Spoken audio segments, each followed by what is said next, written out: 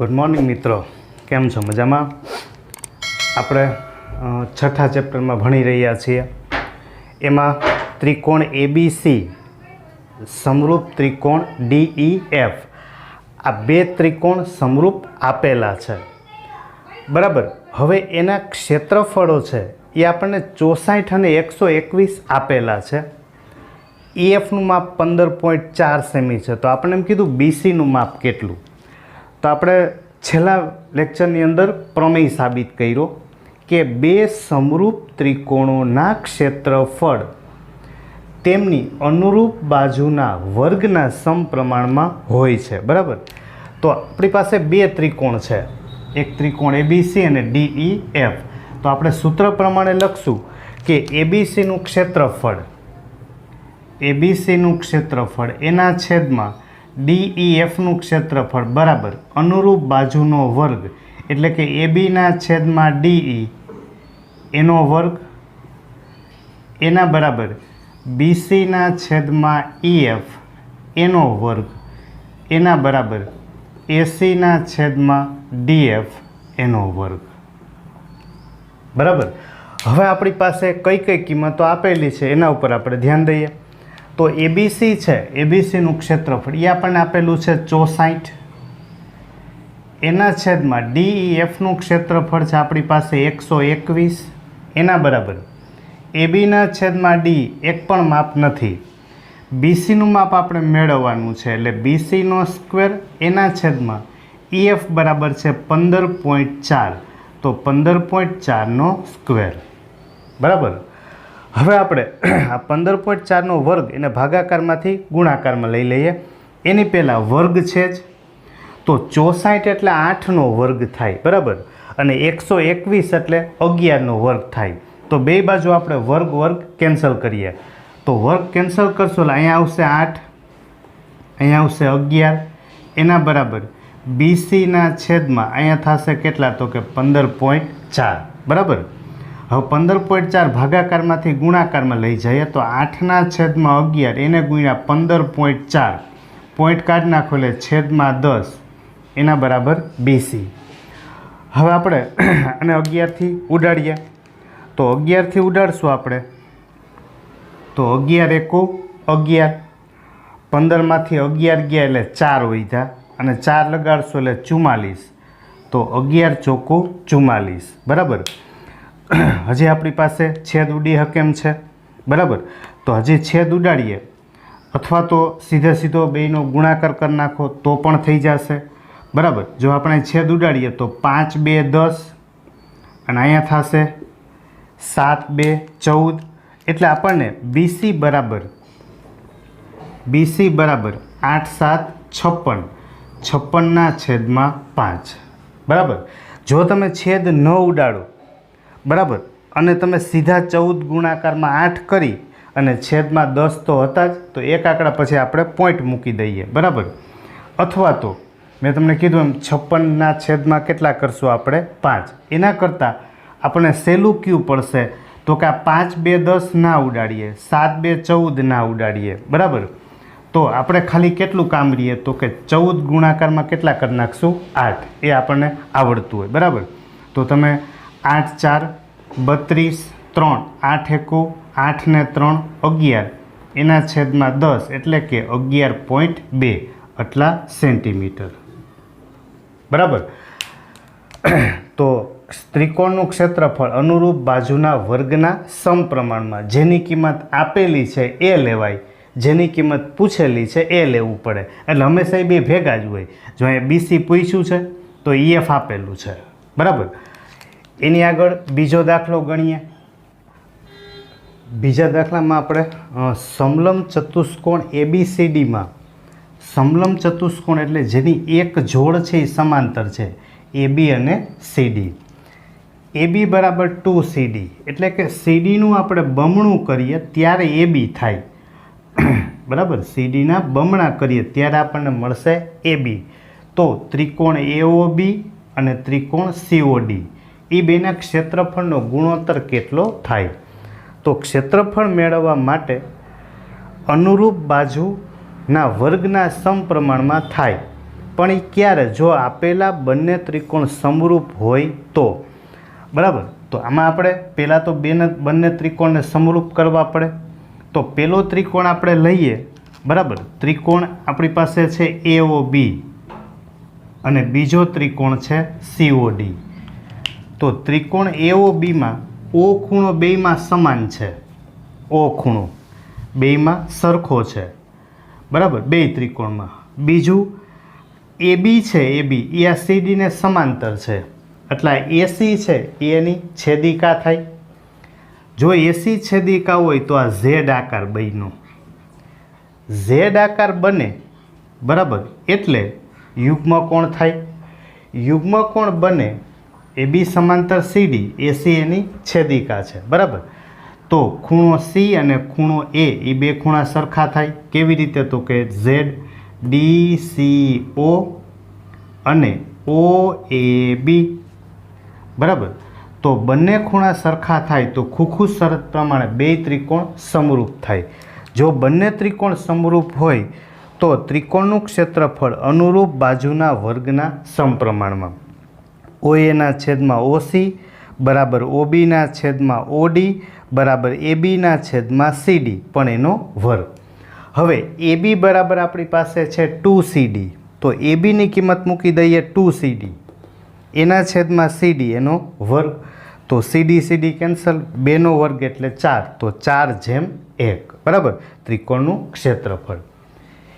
એની આગળ એક નાનકડો પ્રશ્ન 9મા દાખલામાં આપેલો છે, 1 માર્કમાં પૂછી શકાય એવું કે બે સમરૂપ ત્રિકોણ, તો રકમમાં આપી દીધું સમરૂપ ત્રિકોણ, એટલે આપણે સાબિતીની જરૂર નથી. આગળના દાખલામાં સમરૂપ નહોતું એટલે સાબિત કરવું પડતું હતું. બે સમરૂપ ત્રિકોણોની બાજુઓનો ગુણોત્તર 4/9 છે, તો આ ત્રિકોણના ક્ષેત્રફળનો ગુણોત્તર કેટલો? તો ક્ષેત્રફળ કેટલું હોય? તો કે અનુરૂપ બાજુના વર્ગના સમપ્રમાણમાં. તો અનુરૂપ બાજુનો ગુણોત્તર છે 4/9, 4/9 એનો વર્ગ. તો 4નો વર્ગ એટલે 16, 9નો વર્ગ 81.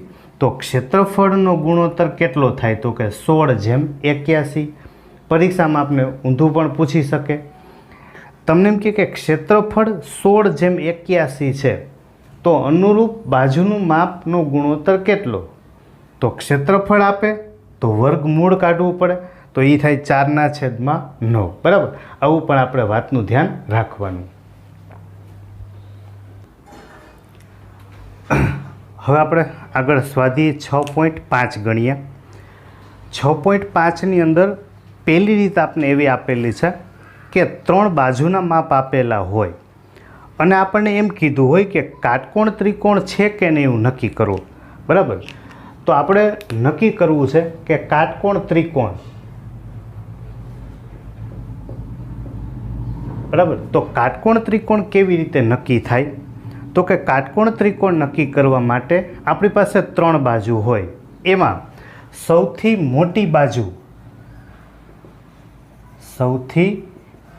મોટી બાજુનો વર્ગ બરાબર બાકીની બંને બાજુના વર્ગોનો સરવાળો. જો આ બે સરખા થાય તો આપણે એને કાટકોણ ત્રિકોણ કહી શકીએ, બરાબર. જો સૌથી મોટી બાજુનો વર્ગ મોટો થાય વર્ગોના સરવાળા કરતાં તો ગુરુકોણ ત્રિકોણ થાય, અને જો સૌથી મોટી બાજુનો વર્ગ નાનો થાય તો લઘુકોણ ત્રિકોણ થાય, બરાબર. અહીંયા વાત છે કાટકોણ ત્રિકોણની. તો આપણે પહેલા દાખલામાં ગણતરી કરી, આ બધું 1 માર્કના દાખલામાં પૂછી શકાય. પહેલામાં છે 7, 24 અને 25, બરાબર. તો આપણી પાસે સૌથી મોટી બાજુ છે 25, તો આપણે 25નો વર્ગ કરીએ તો એ થશે 625, બરાબર. અને બાકીની બે બાજુ છે 7 અને 24, તો 7નો વર્ગ પ્લસ 24નો વર્ગ, તો 7નો વર્ગ એટલે 49, 24નો વર્ગ એટલે 576, તો એનો સરવાળો કરીએ તો 625 થાય. મતલબ એ બંને સમાન છે. જો બે સમાન થતા હોય તો આપણે એમ કહી શકીએ કે પહેલામાં કાટકોણ ત્રિકોણ થાય, બરાબર. પહેલામાં કાટકોણ ત્રિકોણ થશે. બીજામાં તમે જો 3, 8 અને 6, તો સૌથી મોટી બાજુ છે, સૌથી મોટી બાજુ એ 8 છે, તો 8નો વર્ગ કરશો એટલે 64 અને 3નો વર્ગ પ્લસ 6નો વર્ગ, તો 3નો વર્ગ 9, 6નો વર્ગ 36, તો 36 ને 9 45, તો એ બે સરખા નથી. એનો મતલબ એવો થયો કે આ કાટકોણ ત્રિકોણ થશે નહીં. બરાબર.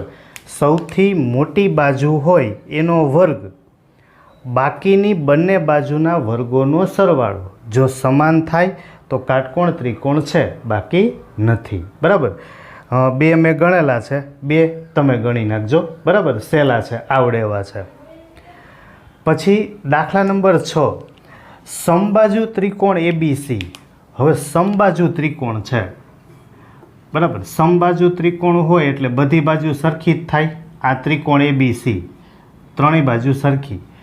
એની બાજુનું માપ આપણને આપેલું છે 2A. સમબાજુ ત્રિકોણની બાજુનું માપ કેટલું આપેલું છે? 2A. તો સમબાજુ છે તો બધી બાજુનું માપ 2A જેટલું જ થાય.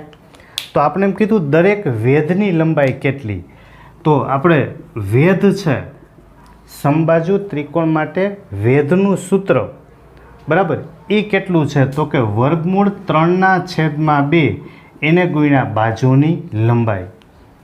સમબાજુ ત્રિકોણમાં વેધ વર્ગમૂળ 3/2 ગુણ્યા બાજુ, તો વર્ગમૂળ 3/2 એને ગુણ્યા બાજુનું માપ આપણી પાસે છે 2A, તો 2 2 કેન્સલ, તો વેધનું માપ થશે વર્ગમૂળ 3A. બરાબર. આ મળશે સમબાજુ ત્રિકોણ વર્ગમૂળ 3A. સૂત્ર સીધું યાદ રાખવાનું, વર્ગમૂળ 3/2 એને ગુણ્યા બાજુ. અને બીજી રીતે ક્ષેત્રફળથી પણ તમે જઈ શકો, પણ એ થોડુંક લાંબુ પડી જાય. એના કરતાં સહેલો રસ્તો છે, એને આપણે ધ્યાન રાખશું. એના પછી 9મો દાખલો છે. એમાં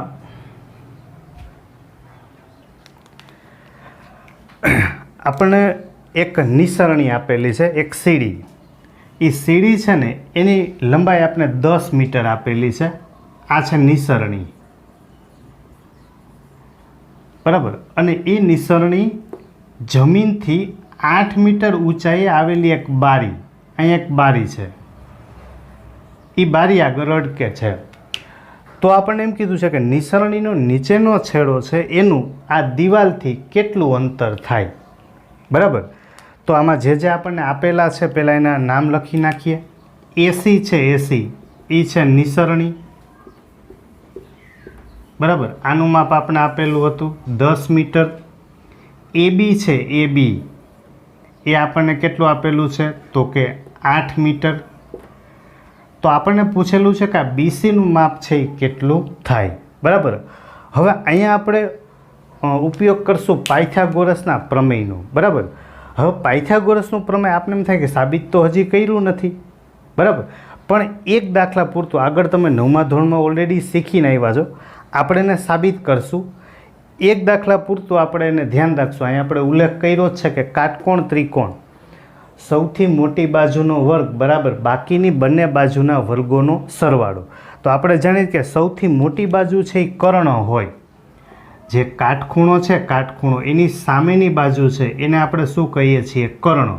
તો એસીનો વર્ગ બરાબર બાકીની બંને બાજુના વર્ગોનો સરવાળો. બરાબર. તો AC સ્ક્વેર બરાબર AB² પ્લસ BC². આ એક નાનકડા સૂત્ર પૂરતું, પછી આપણે એને ડિટેલમાં આખું સૂત્ર સાબિત કરશું. તો AC² AC બરાબર છે 10, એટલે 10નો વર્ગ બરાબર AB એટલે 8નો વર્ગ પ્લસ BCનો વર્ગ. તો 10નો વર્ગ એટલે 100, 8નો વર્ગ 64, એને આ બાજુ લેશું એટલે -64, એના બરાબર BC². તો BCનો સ્ક્વેર બરાબર 100માંથી 64 જશે એટલે 36, એટલે કે BC બરાબર 6 મીટર. એટલે આપણે પાછું વાક્યમાં જવાબ લખશું કે નિસરણીના નીચેના છેડાનું દિવાલથી અંતર કેટલા મીટર થશે તો કે 6 મીટર. બરાબર. અહીંયા આપણે પાયથાગોરસના પ્રમેયનો ઉપયોગ કર્યો છે. પાયથાગોરસના પ્રમેયમાં તમે 9મા ધોરણથી શીખા છો કે કર્ણનો વર્ગ બરાબર બાકીની બંને બાજુના વર્ગોનો સરવાળો. બરાબર, આને આપણે સાબિત કરશું જ. અત્યારે આપણે એક દાખલા પૂરતું એને ધ્યાન રાખશું. બરાબર.